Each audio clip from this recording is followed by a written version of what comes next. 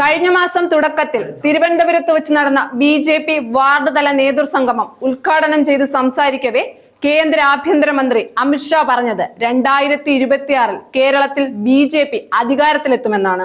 അമിത്ഷായുടെ ഈ പ്രഖ്യാപനത്തിൽ എന്തെങ്കിലും വസ്തുതയുണ്ടോ? നിലവിലെ കേരള രാഷ്ട്രീയം നമ്മളോട് എന്താണ് സംസാരിക്കുന്നത്? വിശദമായി തന്നെ നമുക്ക് പരിശോധിക്കാം. നമുക്ക് ആദ്യം പരിശോധിക്കേണ്ടത് അമിത്ഷായുടെ ആത്മവിശ്വാസത്തിന് പിന്നിലെ കാരണത്തെ പറ്റിയാണ്. അതായത് വർത്തമാന കേരളത്തിന്റെ രാഷ്ട്രീയ സാഹചര്യങ്ങൾ പരിശോധിച്ചാൽ BJPക്ക് അനുകൂലമായ ഏതൊന്നും സംഭവിച്ചിട്ടില്ല എന്ന് മാത്രമല്ല, BJPയുടെ പൊയ്മുഖം കേരള പൊതുസമൂഹത്തിന് മുന്നിൽ അഴിഞ്ഞു വീഴുക കൂടിയാണ് ചെയ്തിട്ടുള്ളത്. അപ്പോൾ പിന്നെ എന്താണ് അമിത്ഷായുടെ കോൺഫിഡൻസ്? ഉത്തരം അതീവ ലളിതമാണ്. ഇത്തരത്തിൽ വസ്തുതകൾ നിരത്താതെ വമ്പൻ പ്രഖ്യാപനങ്ങളും വെല്ലുവിളികളും നടത്താൻ BJP പണ്ടേ മിടുക്കരാണ് എന്നത് തന്നെ. നമുക്കൊന്ന് തിരിഞ്ഞു നോക്കാം. വർഷം 2021 BJP സംസ്ഥാന അധ്യക്ഷനായിരുന്ന K. സുരേന്ദ്രൻ വകയായിരുന്നു പ്രഖ്യാപനം. കേവലം 35 സീറ്റ് BJPക്ക് കിട്ടിയാൽ ഞങ്ങൾ കേരളത്തിൽ സർക്കാർ ഉണ്ടാക്കുമെന്ന് നാടായ നാട് മുഴുവൻ സുരേന്ദ്രൻ പറഞ്ഞു നടന്നു. എന്നാൽ റിസൾട്ട് വന്നപ്പോൾ ആകെയുണ്ടായിരുന്ന ഒരേയൊരു സീറ്റും നഷ്ടമായി. വീണ്ടും BJP കേരളത്തിൽ സംപൂജ്യരായി. അമിത്ഷായുടെ പ്രഖ്യാപനം ഇതുപോലെ ഒരു ഉണ്ടയില്ലാ വെടി മാത്രമാണ്. ഒരു നിയമസഭാ സീറ്റ് പോലും ഇല്ലാത്ത കേരളത്തിൽ കാലുറപ്പിക്കാൻ പോലും കഴിയാതെ പെടാപ്പാടുപെടുന്ന BJP ഭരണത്തിൽ വരുമെന്നത് അമിത്ഷായുടെ ഹ്യൂമർ സെൻസിനെ മാത്രമേ സൂചിപ്പിക്കുന്നുള്ളൂ. കേരളത്തിൽ NDA വളരെയധികം ദുർബലമാണ്.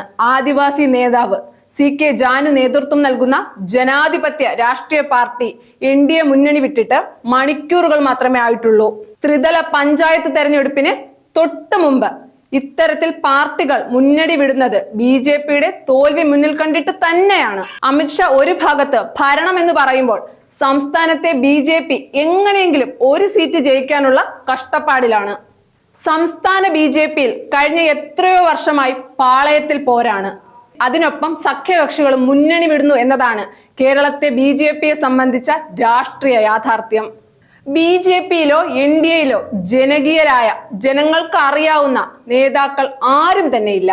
അതിനൊപ്പം CK ജാനുവിനെ പോലെ ജനങ്ങൾക്ക് സുപരിചിതയായ നേതാക്കൾ കൂടി മുന്നണിക്ക് പുറത്തേക്ക് പോകുമ്പോൾ BJP കണ്ട സ്വപ്നങ്ങൾ കൂടെയാണ് അവർക്കൊപ്പം ഒലിച്ചു പോകുന്നത്. ഇനി സർക്കാർ ഉണ്ടാക്കുക എന്ന സ്വപ്നം ഉപേക്ഷിച്ച് അമിത്ഷാ പരസ്പരം മുഖത്തോട് മുഖം നോക്കാത്ത BJP സംസ്ഥാന നേതാക്കളെ ഒരേ വേദിയിലിരുത്താൻ വേണ്ടിയുള്ള തന്ത്രം എന്തെങ്കിലും തന്റെ പക്കലുണ്ടെങ്കിൽ അത് നടപ്പിലാക്കുന്നതാകും ഉചിതം.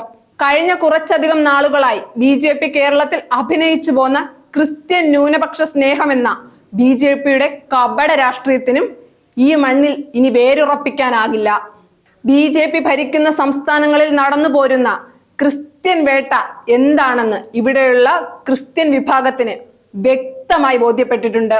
കന്യാസ്ത്രീകളിൽ തടങ്കലിൽ കിടന്നപ്പോഴും പുരോഹിതന്മാർക്ക് നേരെ ആക്രമണം ഉണ്ടായപ്പോഴും BJP കേരളത്തിൽ സ്വീകരിച്ച നിലപാടും സുരേഷ് ഗോപി ഉൾപ്പെടെയുള്ള നേതാക്കൾ പാലിച്ച മൗനവും കേരളം മറക്കില്ല.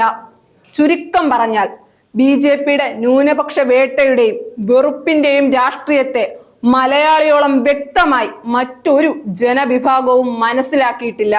അതിനോടൊപ്പം രാഹുൽ ഗാന്ധി പുറത്തു കൊണ്ടുവന്ന ഇന്ത്യയുടെ തെരഞ്ഞെടുപ്പ് വ്യവസ്ഥയെ തന്നെ അട്ടിമറിക്കുന്ന BJPയുടെ വോട്ട് മോഷണവും അതിനെ തുടർന്ന് തൃശൂർ ലോക്സഭാ മണ്ഡലവുമായി ബന്ധപ്പെട്ട് പുറത്തു വന്ന അട്ടിമറി ആരോപണങ്ങളും BJPയെ കേരളത്തിൽ കൂടുതൽ പ്രതിരോധത്തിലേക്ക് തള്ളിവിട്ടു.